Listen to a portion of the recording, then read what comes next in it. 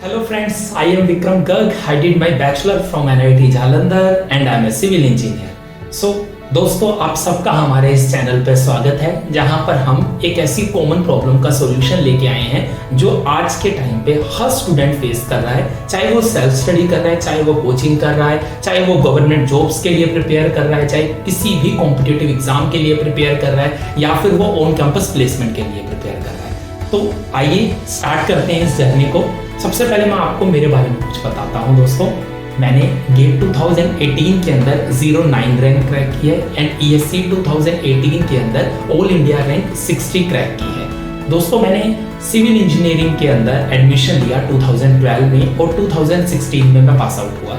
Final year में मैंने decide किया कि मैं कॉम्पिटिटिव एग्जाम्स की प्रिपरेशन करूंगा, साथ साथ मैं ऑन कैंपस प्लेसमेंट्स के लिए भी अप्लाई करता रहा और फाइनली मेरे को सक्सेस मिली और मेरे को एक MNC कंपनी में जॉब मिली।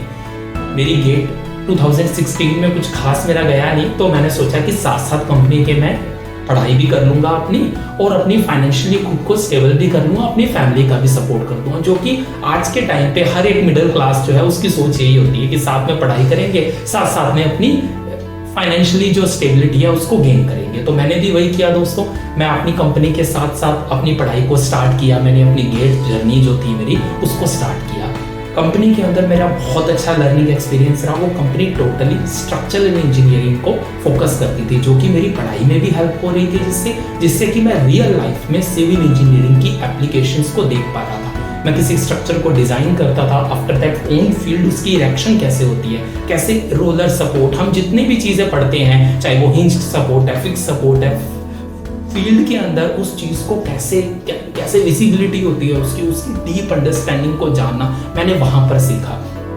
बट साथ साथ में मेरी जो गेट की पढ़ाई थी वो डिफिकल्ट होती गई, क्योंकि मैं एक टाइम पे एक ही चीज को फोकस करता था। इसी के साथ मैं आपको एक लेसन भी दे रहा हूँ, आपको एक एडवाइस है मेरी कि दोस्तों आप एक टाइम पे एक ही चीज को फोकस कीजिए। अगर आप एक ही बार में दो चीजों पर फोकस करने की कोशिश करेंगे तो आप दोनों के अंदर सक्सेसफुल नहीं हो पाएंगे। कुछ ऐसा मेरे साथ भी हो रहा था। तो मैंने सोचा कि मेरे को अपनी गेट की स्टडी को ज़्यादा फोकस करना चाहिए और मैंने स्टार्ट कर दिया अपनी पढ़ाई को। मेरा टारगेट जो था वो था कि मेरे को 70 मार्क्स सिक्योर करने हैं कैसे भी, क्योंकि मैंने पास्ट ईयर के रिजल्ट्स देखे थे। मैंने उसमें देखा कि अगर किसी के 70 मार्क्स आ रहे हैं तो उसको इजीली PSU में एडमिशन मिल रहा है। टोटली टारगेट भी वही था कि PSU में एडमिशन लेना और गवर्नमेंट जॉब में किसी को भी गवर्नमेंट जॉब को क्रैक करना। तो वही टारगेट को लेते हुए मैंने अपना 70 मार्क्स का टारगेट को फिक्स कर दिया। अब 70 मार्क्स का टारगेट तो फिक्स कर दिया, तो मेरी जो पढ़ाई थी वो भी 70 मार्क्स वाली ही थी और वही हुआ दोस्तों।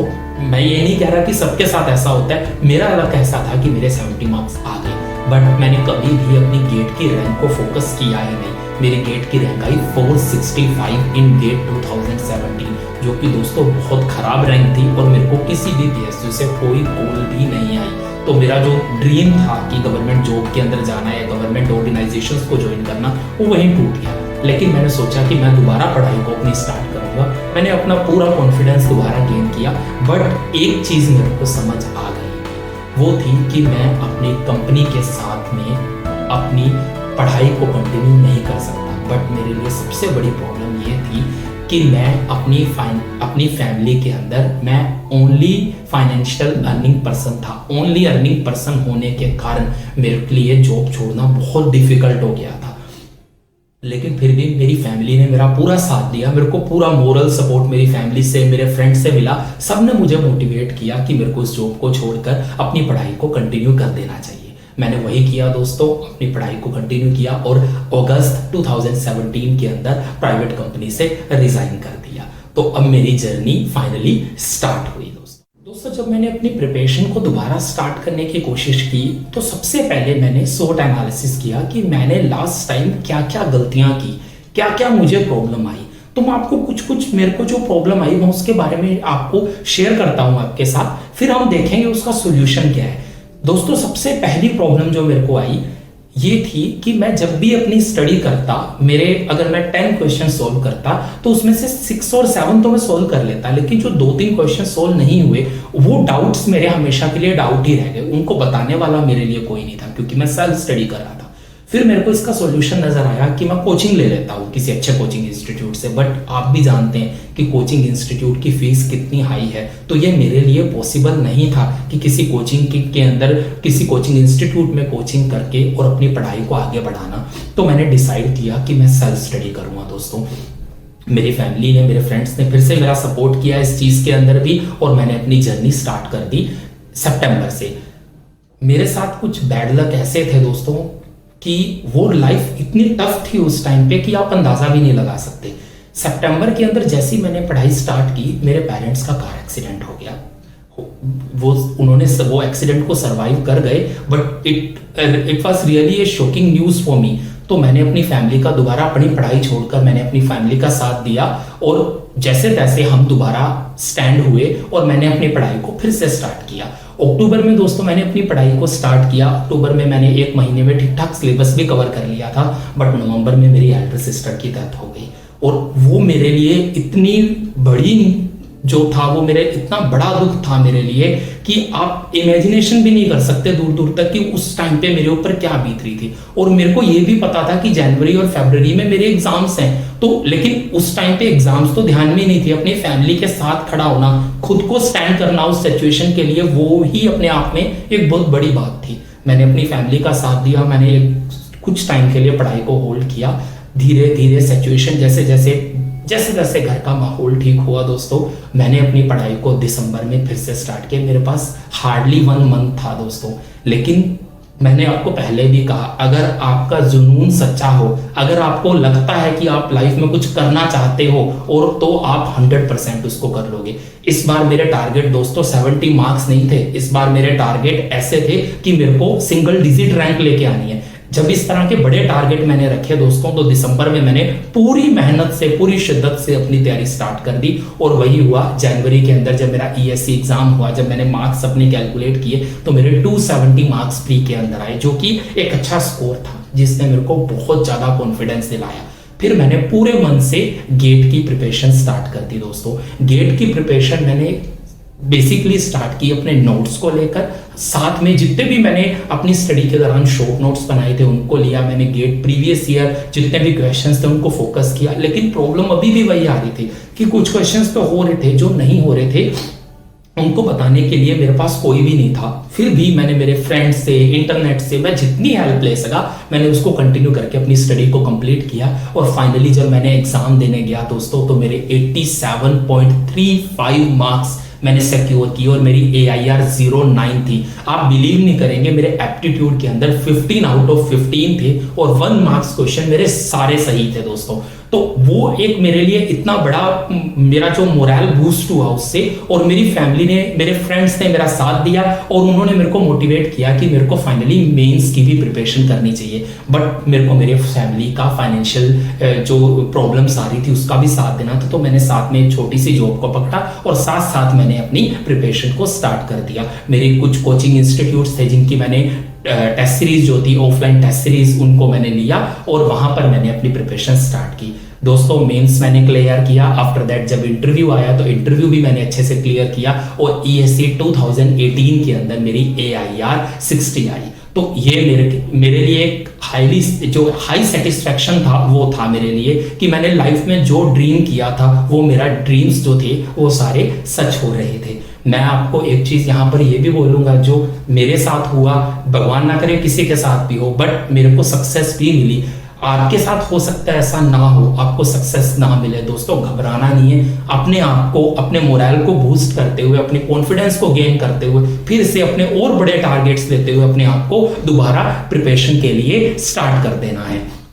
उसके बाद मैंने क्या किया कि मेरे को कुछ कोचिंग इंस्टीट्यूट से ऑफर आई। मेरे पास टाइम था कि मैं अपनी जो नॉलेज है उसको रिटेन करूं। मैंने मेडिसी के लिए कुछ बुक्स लिखी, टेक्निकल रिलेटेड मैंने कंटेंट डेवलपर का काम किया। IAS मास्टर के लिए मैंने उनकी टेस्ट सीरीज बनाई, जिससे कि मेरी नॉलेज भी रिटेन रही, और जो नॉलेज मेरी थी वो पूरी की पूरी मैंने उस मटेरियल के अंदर डाली, और उस मटेरियल को अपने पास भी रखा, ताकि इन फ्यूचर मैं किसी के काम आ सकूं, मैं किसी की हेल्प कर सकूं। अगर कोई भी ऐसा बच्चा जो मेरे जैसा है, जिसने वही प्रॉब्लम्स फेस की हैं जो मैंने की हैं, तो मैं उनका सहारा बन सकूं। एक बार की बात है, मेरे पास एक जो जूनियर था मेरा, वो आया, उसके फादर को ब्लड कैंसर हुआ था। तो जब उसको ये न्यूज़ पता लगी थी, उसकी सिचुएशन वही थी किसी टाइम पे जो मेरी थी, तो मैंने उस चीज़ को हैंडल किया बहुत अच्छे से, उसका मोरल बूस्ट किया, उसको मोटिवेट किया कि वो कोचिंग छोड़कर अपनी सेल्फ स्टडी को कंटिन्यू करे और आई विल हेल्प हिम। तो उसको जब मैंने इतना मोटिवेट किया तो वो मेरी बात मान गया और आप यकीन नहीं करेंगे, उसने ईएससी सिंगल डिजिट से क्रैक किया। वो मेरे लिए भी मोटिवेशन था और वो अपने आप के लिए भी एक बहुत बड़ा मोटिवेशन बना। सो दोस्तों, उसके बाद मैंने ओएनजीसी जो है पीएसयू जो एक महारत्न है, मैंने उसको ज्वाइन किया। ओएनजीसी के जो पर्क्स हैं वो इतने अच्छे थे, उनकी सैलरी पैकेज इतना अच्छा था कि मेरे को फाइनेंशियल कभी मेरे को उसके बाद टेंशन ही नहीं रही। लेकिन ओएनजीसी के अंदर मैंने फिर से सिविल इंजीनियरिंग को गैदर करना शुरू किया कि कहाँ कहाँ सिविल इंजीनियरिंग कैसे अप्लाई हो रही है, क्या फ्लूइड मैकेनिक्स के कॉन्सेप्ट्स जो मैंने पढ़े थे मैं ऑन फील्ड देख पा रहा था कि कैसे वो हो रहे हैं, कैसे उनकी एप्लीकेशंस है, और वो रियली बहुत मेरे लिए बहुत एक्साइटिंग था वो सब कुछ। उसके साथ साथ मैंने फिर से अपने नॉलेज को रिटेन करते हुए मैंने कुछ कोचिंग इंस्टीट्यूट्स में पढ़ाना शुरू किया। गेट फोरम के अंदर मैंने पढ़ाया ताकि मेरी नॉलेज जो है वो बनी रहे। फिर फाइनली मैंने डिसाइड किया कि मैं ओएनजीसी भी छोड़ दूंगा। मैंने ओएनजीसी को छोड़ा और मैंने अपने एक ऐसे आइडिया पे काम करना शुरू किया जिससे कि जो प्रॉब्लम्स मेरे को लाइफ में आई वो दोबारा किसी को भी ना आए। एटलीस्ट मैं मैक्सिमम स्टूडेंट्स को फोकस करते हुए उनकी प्रॉब्लम्स को सोल्व कर सकूं। अब वो प्रॉब्लम थी दोस्तों डाउट सॉल्विंग की। तो मैंने एक ऐसा प्लेटफॉर्म स्टार्ट करने की कोशिश की, उसके ऊपर काम करने के लिए लग गया ताकि मैं बच्चों को जो भी डाउट्स आ रहे हैं उनके डाउट सोल्व कर सकूं। मेरे को भी पता है कि बच्चे कोचिंग इंस्टीट्यूट में उनको नोट्स भी मिल रहे हैं, उनको मटेरियल भी मिल रहा है, उनको अच्छी कोचिंग मिल रही है, बट हर बच्चे के लिए पॉसिबल नहीं होता कि हाथ खड़ा करके टीचर से डाउट पूछ पाना, और एक टीचर के लिए भी पॉसिबल नहीं होता कि इतने 150-200 स्टूडेंट्स के doubts each and every doubts को सोल्व करना। और जो बच्चे सेल्फ स्टडी कर रहे हैं उनके पास तो वो ऑप्शन ही नहीं है, वो डाउट्स किससे पूछे, फ्रेंड्स इंटरनेट से कितने।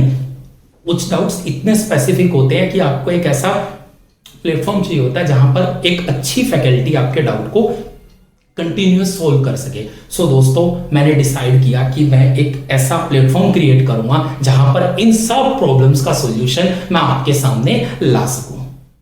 तो दोस्तों, उसी प्रॉब्लम के सॉल्यूशन लेकर आज मैं आपके सामने इस चैनल के साथ आया हूं जहां पर मैं आपकी सारी जितने भी आपकी स्टडी के दौरान आपको डाउट्स आ रहे हैं मैं उन डाउट्स को सोल्व करूंगा। वो डाउट्स आप व्हाट्सएप से, ईमेल से मेरे को दे सकते हैं। उसका जो डिस्क्रिप्शन, मेरा जो वीडियो का डिस्क्रिप्शन है उसके अंदर उसके लिंक्स, उसकी डिटेल्स गिवन है। इसके साथ साथ आपको अगर पर्टिकुलर किसी टॉपिक में प्रॉब्लम आ रही है तो आप बता सकते हैं, मैं उस पर्टिकुलर टॉपिक को, उस आर्टिकल को, चाहे वो किसी भी सब्जेक्ट का है, उसके ऊपर एक स्पेशल वीडियो बना के आपके लिए अपलोड करूंगा। उसके साथ साथ मैं आपको क्वेश्चन बैंक भी प्रोवाइड करूंगा। आप उस क्वेश्चन बैंक को सोल्व कीजिए। आपका जो डाउट था उसके रिलेटेड 10 प्रॉब्लम्स मैं आपसे सोल्व करवा दूंगा। वो आर्टिकल, वो टॉपिक आपका इतना स्ट्रांग हो जाएगा, वो आपकी वीकनेस से आपकी स्ट्रेंथ में कन्वर्ट हो जाएगा दोस्तों। इसके साथ साथ मैंने जो भी अपनी आज तक मैंने बुक्स लिखी हैं, जो मेरा मटेरियल है, मेरे शॉर्ट नोट्स हैं, वो मैं सब आपके साथ शेयर करूंगा। मेरी वीडियो अपलोड होगी इस चैनल पर, उसके साथ साथ आपको मेरे नोट्स का और मेरे जो भी क्वेश्चन बैंक्स है उसका लिंक, उसके जो डिटेल्स हैं वो भी आपको प्रोवाइड की जाएंगी दोस्तों। इसके अलावा अगर किसी भी स्टूडेंट को इंटरव्यू गाइडेंस चाहिए, उनको करियर काउंसलिंग की जरूरत है, तो आई विल बी देयर। ये चैनल उस चीज को भी कवर करेगा दोस्तों। इसके साथ साथ इस चैनल पर मैं आपके लिए कुछ ऐसे मोटिवेटिंग पीपल्स को लेके आऊंगा, ऐसे लोगों को लेके आऊंगा जो आपके लिए टोटली मोटिवेशन का काम करेंगे। कुछ गेस्ट लेक्चर्स होंगे ताकि आप अपने आप को मोटिवेट कर सके और आप अपना एक आइडल चुन सके और उनको देखकर आप अपने टारगेट्स को अचीव कर सके।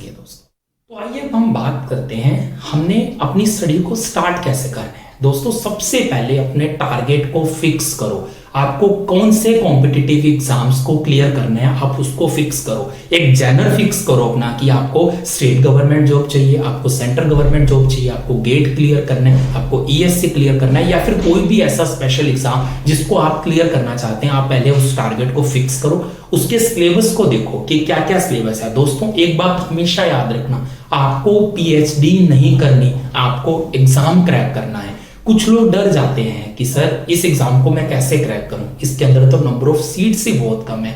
मैं कहता हूं कि 2 सीट हैं, 3 हैं, 10 हैं, आपको कितनी चाहिए? एक ही चाहिए ना, तो आप उस एक सीट पर फोकस करो ना। आप ये क्यों देख रहे हो कि कितने सीट्स हैं, भूल जाइए आप कितने सीट्स हैं। आप अपनी एक सीट के लिए मेहनत करना स्टार्ट कर दे दोस्तों। 2 सीट तो नहीं ले लोगे ना, एक ही लोगे, तो बस फिर आप अपनी स्टडी को स्टार्ट करो। अपना टारगेट हमेशा बड़े रखो। अगर आप फर्स्ट रैंक के लिए सोचोगे दोस्तों, आपकी फर्स्ट आएगी। अगर आप ये सोचोगे कि मेरा जस्ट जैसे भी करके भगवान मेरा सिलेक्शन करवा देना, अगर ये सोच रखोगे, आपका जस्ट सिलेक्शन हो जाएगा। अगर आप ये सोचोगे कि भगवान इस साल नहीं हुआ तो अगले साल पक्का करवा देना, तो दोस्तों आपका सिलेक्शन कभी हो ही नहीं सकता। इसलिए अपने टारगेट्स को हमेशा इतना बड़ा रखो ताकि आपका माइंड आपसे उतनी मेहनत करवा सके, ठीक है। इसके बाद बात करते हैं, जब आप अपनी जर्नी को अपनी स्टार्ट करोगे तो आपको बहुत सी प्रॉब्लम्स आएंगी, फेलियर्स आएंगे। आप किसी एग्जाम के लिए बहुत मेहनत करोगे, आपको फेलियर मिलेगा दोस्तों। एक चीज हमेशा याद रखना, what doesn't kill you that makes you stronger. It means आपको अगर फेलियर मिल रहे हैं, इसका मतलब आप राइट पाथ पर हैं। अगर आपके पास कोचिंग इंस्टीट्यूट्स की फीस पे करने के लिए उतनी फाइनेंशियल कंडीशन आपकी स्टेबल नहीं है दोस्तों, तो बिल्कुल भी मायूस होने की जरूरत नहीं है। आप अपनी सेल्फ स्टडी करें, डाउट्स आपके हम संभालेंगे। आपको जो भी डाउट्स आए, आप खुले दिल से मेरे इस चैनल पर जितने आपके डाउट्स हैं, आप सारे अपने डाउट सेंड कीजिए। With in a day, next day आपकी वीडियो के अंदर या पर्सनली आपका वो डाउट क्लियर कर दिया जाएगा। अगर आपको किसी पर्टिकुलर आर्टिकल में दिक्कत आ रही है, किसी टॉपिक में दिक्कत आ रही है, आप बताइए, उस टॉपिक के ऊपर स्पेशल आपके लिए एक वीडियो बनाई जाएगी। अगर आपके डाउट्स कॉमन डाउट्स हैं तो उनको एक वीडियो के थ्रू आप तक पहुंचाया जाएगा ताकि आपके डाउट्स क्लियर हो सके दोस्तों। इसके अलावा मैं आपको बता रहा हूं कि मेरी जो टीम है वो डे एंड नाइट आपके लिए काम करेगी ताकि आपको हेल्प मिल पाए, ताकि जो प्रॉब्लम्स लाइफ में मैंने फेस की या मेरे जैसे वो लोग जिन्होंने फेस किया और वो सक्सेसफुल हुए हैं अपनी लाइफ में, उनके हेल्प से आपको एटलीस्ट वो प्रॉब्लम्स कभी ना आए। दोस्तों एक चीज हमेशा याद रखना, हार मान लेना और हार जाना दोनों के अंदर बहुत डिफरेंस होता है। आप हार जाओगे, कोई प्रॉब्लम नहीं है, हम आपको दोबारा खड़ा कर देंगे, लेकिन दोस्तों अगर आपने हार मान ली तो हम भी कुछ नहीं कर पाएंगे दोस्तों। एक बात हमेशा याद रखना दोस्तों, आपको अपनी स्टडी पे ध्यान देना है, आपको और किसी चीज के ऊपर फोकस नहीं करना। आपके डाउट्स हैं, आपका इस तरह की जितनी भी कॉमन प्रॉब्लम्स हैं, उसके लिए हम खड़े हैं दोस्तों। हम अपनी नई वीडियो के साथ दोस्तों जल्दी आपसे मिलेंगे। आप इसी तरह अपना प्यार बनाए रखें। इस वीडियो को ज्यादा से ज्यादा शेयर करें, ज्यादा से ज्यादा सब्सक्राइब करें, ताकि आपके जैसे जितने भी स्टूडेंट्स हैं जो वो प्रॉब्लम्स को फेस कर रहे हैं जो मैंने अपनी लाइफ में की, या फिर एक ऐसी कॉमन प्रॉब्लम जिसको हर कोई फेस कर रहा है, वो उस प्रॉब्लम से बाहर आ सके। अगर ये मेरी मोरल ड्यूटी है आपकी प्रॉब्लम्स को सोल्व करना, तो आपकी भी ड्यूटी बनती है आप जैसे स्टूडेंट्स की प्रॉब्लम्स को फेस करना, जस्ट इस वीडियो को शेयर करके, ताकि उनकी भी प्रॉब्लम्स को हम अच्छे से सोल्व कर पाएं, उनके डाउट्स को ले पाएं और उनको भी लाइफ में आगे बढ़ाने का हमें भी एक मौका मिले और उनको भी एक मौका मिले। दोस्तों अलविदा लेता हूं, नमस्कार।